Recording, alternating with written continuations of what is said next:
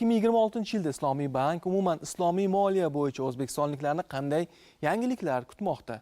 Dastlab islomiy moliya nima o'zi degan savolga javob topsak va 2026-yilda bu tizim bo'yicha O'zbekistonda qanday yangiliklar kutilmoqda? Ikki xil ko'rinishda banklar tashkil qilinish ko'zda tutilyapti. Bu mavjud banklar, an'anaviy banklar qo'shimcha litsenziya olgan holda islomiy darcha sifatida ishlashi mumkin. An'anaviyni ham, islomiyni ham ko'rsatadigan banklarimiz alohida hisob, alohida mahsulotlarni ajratib ko'rsatish kerak bo'ladi. Yana bitta turi bu to'liq islomiy moliyani joriy qiladigan banklar tashkil qilinadi. 100%. 100%. Ya'ni an'anaviy banklarda faoliyatini ko'rsatmaydi. Qonun qabul qilindi, endi 3 oydan keyin kuchga kiradi. 2026-yilda asosan tayyorgarlik ishlarini e'tibor ko'proq qaratamiz.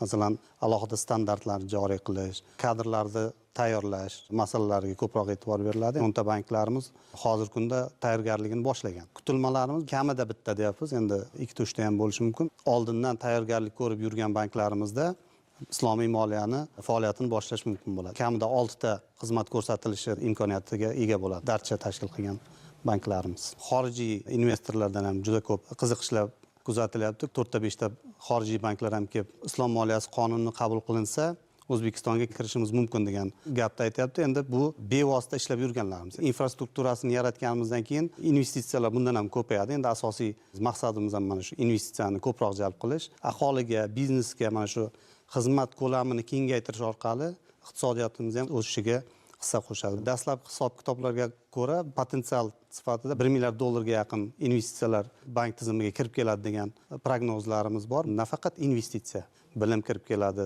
tajriba kirib keladi. Mana shu islom moliyasini joriy qilishga ham ko'proq tezroq harakat qilishimizga asos bo'lishi mumkin. Tovarni nasiyaga sotish orqali mijozini moliyalashtirish bu murobaha.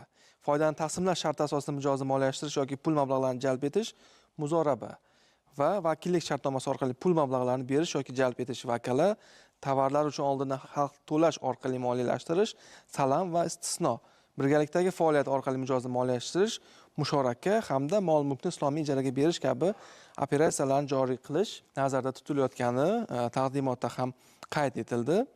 Biz uchun yangi atamalarni aytsak bo'ladi. Islomiy moliya mahsulotlarini tanish uchun ishlatiladigan terminlar. Masalan, musharaka desa hamma o'sha sheriklikni tushunadi.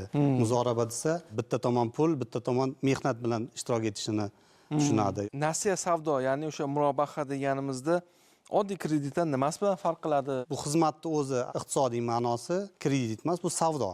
Ya'ni bank mijoz bilan savdo munosabatlariga kirishadi. Tovar sotib olib, tovar sotadi. Islomiy moliyada bevosita bank o'zi avtomobilni sotib olib, o'zini daromadini qo'shib mijozga sotadi. Ya'ni foiz ko'rinishda emas, lekin tovarga qo'shilgan qiymat sifatida daromad olishi mumkin bo'ladi banklar. Asosiy farqi shu. Muzoraba va musharaka kabi modellar biznesni qanday o'zgartirish prognoz qilinyapti? Ma'nosi shundaki, sherikchilik, musharaka, muzoraba orqali bank o'zini mijozini shaffofligini birinchi o'ringa qo'yadi. Ya'ni bu degani soyadagi iqtisodiyot deymiz-ku, yashirin iqtisodiyotda ham rasmiy iqtisodiyotga chiqishiga ham katta hissa qo'shadi. Endi bu birinchidan o'sha moliyalashtirish kengayishini hisobiga iqtisodiyot o'sishiga ta'sir qiladigan bo'lsa, ikkinchi o'rinda bu yashirin iqtisodiyotda ham rasmiyga o'tkazishga turtki bo'ladi. Turtki beradi. Tushunarli. Salam va istisno mexanizmlarini ham tushuntirib ketsak, ya'ni tovarlar uchun oldindan haq to'lash orqali moliyalashtirish u qanday bo'ladi? Salam bu asosan qishloq xo'jaligi mahsulotlarini yetishtirib berishda qo'llaniladi. Bu qanaqa ishlatiladi? Masalan, dehqon sentyabr oyida 100 tonna paxta, g'alla yoki qanaqadir mahsulot yetkazib beraman deydi. Bank oldindan u mahsulot yetkazib berishini moliyalashtiradi. Ya'ni oldindan pul berib, dehqonga mahsulot yetkazib berish uchun moliyalashtirish ko'rinishida xizmat ko'rsatadi. Sentyabrda kelishilgan narxda, kelishilgan sifatda, kelishilgan miqdorlarda sotib oladi o'ziga hosilini. Tovar yetib kelmaslik, tovarni sota olmaslik risklari bor. Uni parallel salam degan narsasi bor. Masalan, bug'doyni aytaylik sentyabrda sotib olaman bank sifatida va o'sha payti menda omborimda qolib ketmasligi uchun oldindan kim bilandir kelishaman.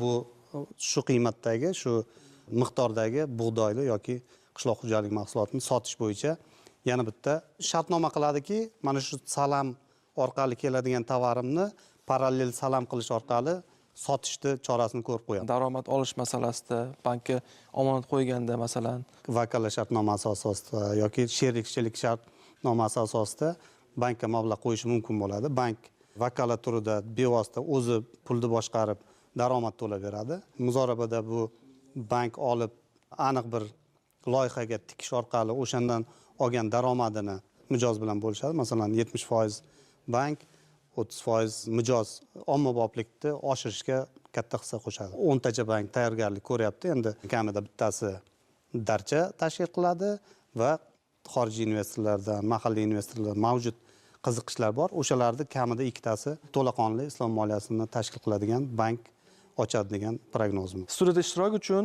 va qiziqarli, qimmatli ma'lumotlar uchun sizga minnatdorlik bildiramiz. Sog' bo'ling, salomat bo'ling.